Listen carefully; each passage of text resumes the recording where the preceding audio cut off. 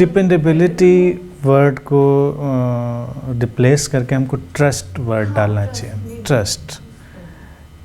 Trust एक deeper चीज़ है और हर रिलेशनशिप की फाउंडेशन में ट्रस्ट होता है, होना चाहिए। शुड यहाँ पर हम यूज कर सकते हैं कि ट्रस्ट अगर नहीं है तो फिर रिलेशन भी नहीं है, संबंध भी नहीं है। तो ट्रस्ट बड़ा फाउंडेशनल है, वो रहता है। ये बात बिल्कुल ठीक है कि अगर कोई गुरु या कोई मित्र ऐसा व्यवहार कर रहा है कि अब तुम तो नीचे गिर गए तो मुझे कोई मतलब नहीं, अब तुम अपने घर जाओ, मैं अपने घर जाता हूँ, तुम अच्छे हुए तो तुम मेरे पास हो, ऐसा ही बिहेवियर लगता, हमको ऐसा लगता है कि शायद ऐसा ही होता है कि अब हम डिज़ायरेबल हैं। ऐसा नहीं होता। और हमारे लव्ड वन या माँ बाप भी या हमारे वो लोग भी क्या हमारे अच्छी और बुरी सारी चीज़ों को संभालते हैं? ये भी मिथ है, ऐसा नहीं होता है। वो भी एक सीमा है कन्वीनियंस की। परिवार में प्रेम से ज़्यादा जो चीज़ प्रिवेल करती है वो होती है स्टेट ऑफ कन्वीनियंस। तो परिवार बनते हैं कन्वीनियंस के फाउंडेशन पे, इसलिए वहाँ अलग किस्म की व्यवस्थाएं चलती हैं। प्रेम अनप्रेडिक्टेबल तो है, लेकिन अनप्रेडिक्टेबल का मतलब ये नहीं है कि निगेटिव। अनप्रेडिक्टेबल का मतलब है कि वो हमारे एजम्पशन से बाहर है, हमेशा नया है और हमेशा बेहतर की तरफ जाता हुआ है। प्रेडिक्टेबल का मतलब स्टेल है, चीज़ें बासी हैं और उसमें कुछ भी नया नहीं है। तो प्रेम को इसलिए ये नहीं कह सकते कि दैट इज़ परमानेंट। परमानेंट का मतलब टेकन फॉर ग्रांटेड, फिर हम उसका एहसास ही बंद कर देते हैं। अनप्रेडिक्टेबल का मतलब है it is in moment, it is alive. Her alive cheese unpredictable है। जैसे कि हमारी सांसें चल रही, दे आर अनप्रेडिक्टेबल। आ रही हैं, पक्का है, बोलते बोलते रुक जाएंगी, कोई गारंटी तो नहीं है। किसी के पास आज तक ऐसी गारंटी नहीं आई कि अब अगला सेंटेंस अभी बोला जाएगा कि नहीं बोला जाएगा। तो इस सेंस में अनप्रेडिक्टेबल है, लेकिन हमारी ज़िंदगी का हिस्सा हैं सांसें। जब तक हैं तो हर सांस में एक नया जीवन है, एक नई तरंग है। तो प्रेम भी अनप्रेडिक्टेबल है, but it is just like breathing, it is giving you life in every breath, a new life. अगर वो पुराना पड़ जाए तो काम नहीं करेगा। परिवार में भी देखो, जो बात है सपोर्ट की बात जो है वो कहते हैं, लेकिन होता नहीं है। इसी लोगों के ऊपर अच्छे बने रहने का बहुत दबाव होता है। अगर तुम बुरे हो जाओ तो परिवार के लोग तुमको ज़्यादा बर्दाश्त नहीं करेंगे जब तुम्हारे बुरे होने से उनको कुछ फ़ायदा भी हो रहा हो। जैसे तुम माफिया हो जाओ, कई सारे काम कराओ उनको और बड़ी गाड़ी में चलो, तुम्हारे बड़े बड़े कॉन्टैक्ट, तुम्हारे बुरे होने से कोई परेशानी उनको नहीं है। कहीं कोई बात नहीं कि बड़े बड़े कॉन्टैक्ट्स हैं, एक फ़ोन पे उसके काम हो जाते हैं। तो हालांकि तुम सारे बुरे काम कर रहे हो, लेकिन अब तुम्हारे बुरे होने से परिवार को कोई परेशानी नहीं, क्योंकि वो बेनिफिटेड हैं। लेकिन तुम बस यूं ही बुरे हो जाओ जिससे कोई बेनिफिट भी ना हो परिवार को, तो परिवार वाले बस सब मीटिंग करने लगेंगे। अब इसको ज़्यादा देर बर्दाश्त नहीं किया जा सकता। परिवार एक कन्वीनियंस है। प्रेम होना चाहिए बहुत गहरे ट्रस्ट की तरह, वो संभालता है। गुरु की महत्ता देखिए, इसीलिए भारत में, भारतीय अध्यात्म में बहुत बड़ी मानी गई। पश्चिम या और धर्मों ने गुरु की व्यवस्था को जाना नहीं, वो गुरु शब्द से नहीं परिचित हैं, क्योंकि वहाँ टीचर है। टीचर गुरु नहीं होता। टीचर ने टीच किया, क्लास लिया, अपने घर गया, तुम अपने घर गए, तो उसको कोई लेना देना नहीं।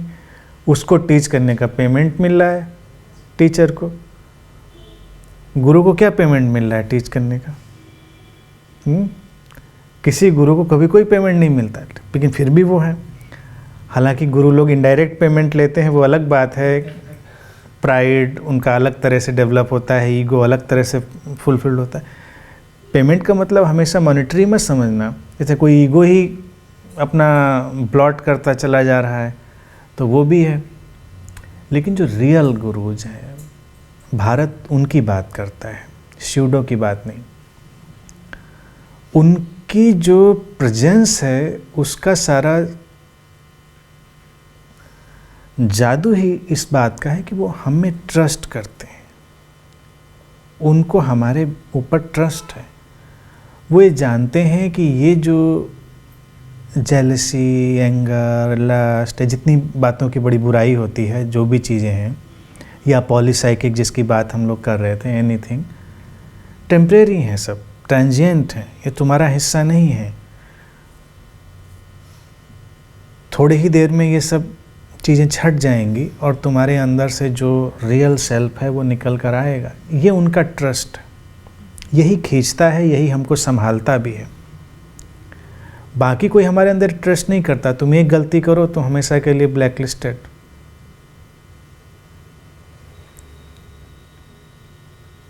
तुम्हें किसी से प्रेम है तो कितना संभल के रहना पड़ता है, घर फूंक फूंक के आना पड़ता है, हर चीज़ की उसको किसी बात का शक ना हो जाए, या मतलब इस तक यही नहीं कह रहा हूँ कि किसी अदर रिलेशन का, यानी उसको कोई चीज़ नहीं पसंद है और तुमको पसंद है, तुमको अपनी पसंदें बदलनी पड़ती हैं, खाना पीना पहनना तक बदलना पड़ता है, बोलना चालना सब बदलना पड़ता है। बड़ी मुश्किल हो जाती। प्रेम में पड़ा नहीं आदमी बड़े ही अजीब सी भूल भुलैया में घुस जाता है। गया कुछ बनने था, निकलता कुछ और बन के है। जैसे पहले कहावत कहते थे कि गए थे छब्बे बनने, चौबे बनने और दुबे बन के लौटे।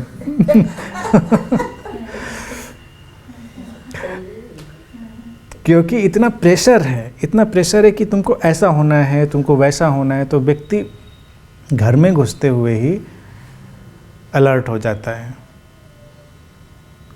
क्योंकि तुम्हारी बहुत सारी चीज़ें एक्सेप्टेबल नहीं हैं और कंपैशन के ग्राउंड पे उनको नहीं लिया जाएगा। कंपैशन तो ये है कि हाँ, गलतियाँ तो इंसानों से ही होती हैं। अगर सारे लोग इतने ही देवता हो जाएंगे, देवियाँ हो जाएंगे, तो फिर ज़रूरत ही क्या है। हम लोग देखिए, व्यवहार हो तो हम लोगों को इंसान चाहिए, एक्सपेक्टेशन हो तो सबको देवी और देवता चाहिए। एक्सपेक्टेशन बहुत हाई हैं लोगों की, और पूछो ऐसा होता कहाँ है, ऐसा इंसान कहाँ होता है। इंसान तो इंसान है, नॉर्मल है, बहुत सारी गलतियाँ करता है, लेकिन वो गलतियाँ बस काम चलाओ एक्सेप्टेबल हैं। 1 डिग्री से आगे जाएंगे तो एक्सेप्टेबल नहीं है। गुरु का फिनोमेना ये है कि वो कॉन्शियसनेस की वो स्टेट है जो हमको टीच नहीं करती है, वो हमको ट्रांसफॉर्म करती है। टीच करना तो केवल बहाना है, कोई बात समझाना, इसी बहाने बैठते हैं, लेकिन उसकी प्रेजेंस में हमारे सेल्फ पर पुल, एक आकर्षण, एक पुल पैदा होता है और हमको थोड़ी देर के लिए अपनी वर्थ का एहसास होता है। हम बुरे से बुरे इंसान हों, हम कितनी भी पाप किए हों हमने, फिर भी लगता है नहीं, मेरा भी कोई वजूद है, मैं हूँ। आम तौर से इंसान से 2-4 गलतियाँ हो जाएं तो उसको लगता है इतने पाप मैंने कर लिए, भी इस जीवन में तो कोई निपटारा नहीं। गुरु का मतलब यही है कि हम कितने भी बुरे हो जाएं, इतने बुरे कभी नहीं हो सकते कि हम अपने रियल सेल्फ पर वापस न लौट सकें। और उसकी यही भावदशा, यही उसकी चेतना, यही ऊर्जा हमको बैकअप देती है। बहुत सारी चीज़ों से हमको मुक्त होने में सहायता देती है। हम भटक रहे होते हैं तो हमको संभालती है। इसको ऐसे नहीं समझना चाहिए कि इन पर्सन वो कहीं तुम्हारे आसपास घूम रहा है। जैसे जब ये लैंग्वेज यूज़ करते हैं कि ही इज़ ऑलवेज देयर, मैं भी अक्सर कह देता हूँ कि आई एम ऑलवेज देयर, तो लोग समझें कि इन पर्सन तब तो तुम्हारे लिए कितना बड़ा टेंशन है। घर में तुम्हारे इन पर्सन सीसीटीवी की तरह से। तो गुरु is not like CCTV camera, एक एनर्जी है, एक चेतना जो बस तुम्हारे आसपास होती है। वो मिस्टीरियसली रहस्यमय ढंग से तुमको बैकअप देती है। जैसे ही तुम तैयार होते हो उठने के लिए तुमको सपोर्ट देती है और तुम खड़े हो सकते हो। कोई इंसान, मेरा अपना अनुभव है, कोई इंसान कोई गलती नहीं करना चाहता और कभी नहीं करे अगर इतना ट्रस्ट कोई किसी में करे। बस ट्रस्ट ही नहीं करता आदमी, बाकी सब काम करता। और लव का मतलब ट्रस्ट है। लव का मतलब क्या है? लव का मतलब प्योर ट्रस्ट। इसीलिए कभी कभी शुरुआती दौर में, चाहे वो छोटा सा ही टुकड़ा हो प्रेम का, जब आपस में प्रेम होता है एक दूसरे को, तो लोगों को बड़ी वर्थ का एहसास होता है, लगता है मैं भी कुछ हूँ। इसीलिए प्रेम की तलाश होती है आदमी को। पूरी दुनिया तुमको कीड़ा मकोड़ा बनाकर बैठी हुई है, लेकिन एक व्यक्ति अचानक तुम्हारे अंदर वर्थ का एहसास करा देता है कि तुम भी कुछ हो। लेकिन इसको जल्दी ही हम ईगो में कन्वर्ट कर लेते हैं। इस आवाज़ को जल्दी ही हम और नेगेटिव वॉइसेस में कन्वर्ट करते हैं। कुछ होने का मतलब फिर हम कुछ होने में, समथिंग में डाल देते हैं। वो जो कुछ होने का एहसास है, दैट इज सेल्फ। हमारे अंदर का जो चेतनगत कॉन्शियस पार्ट, या कहें जो हमारा सोल पार्ट है, उसका एहसास होता है कि हाँ मेरा होना है। मतलब it is more like the sense of I am. लेकिन ये ईगो का कवर नहीं है कि आई एम समथिंग। समथिंग का मतलब यहाँ पर यही है कि तुमको अपने होने का एहसास होता है, इसीलिए उसकी इतनी तलाश है। और एक बार अगर कोई हो तो हर व्यक्ति सुधर जाता है। किसी के अंदर कोई बुराई नहीं, कोई कमी नहीं। वो तो चीत्कार है। जो व्यक्ति जितना ज़्यादा बुरा दिखाई देता है, मुझे लगता है वो उतनी ज़्यादा क्राई है उसकी अच्छे होने की। क्या परिस्थिति क्या है समझ के अपने आप को ढाल देता है तो सबसे बढ़िया। नहीं, वो तो देखिए, ये तो विवेक सम्मत बात है ना। मनुष्य होने का मतलब इतना ही है कि आप उस ढंग से ही चलें। अब आप किसी ऐसी जगह पड़ जाएं जहां आपका ये ज्ञान सुनने वाला कोई नहीं, तो आप ज्ञान मत बांटिए, आप चुपचाप निकल जाइए वहां से। अगर आप वहां भी जारी रहेंगे तो कुछ हासिल होने वाला नहीं है, नुकसान ज़्यादा होंगे और कोई परिवर्तन भी आप नहीं ला पाएंगे। तो विवेकवान जो व्यक्ति है, यानी जो ज़्यादा कॉन्शियस होगा, उसको परिस्थिति दिखाई देगी, इस परिस्थिति में हमको क्या करना है। तो जिसको हम एडजस्टमेंट कहते हैं, वो कोई फोर्स्ड एडजस्टमेंट नहीं है।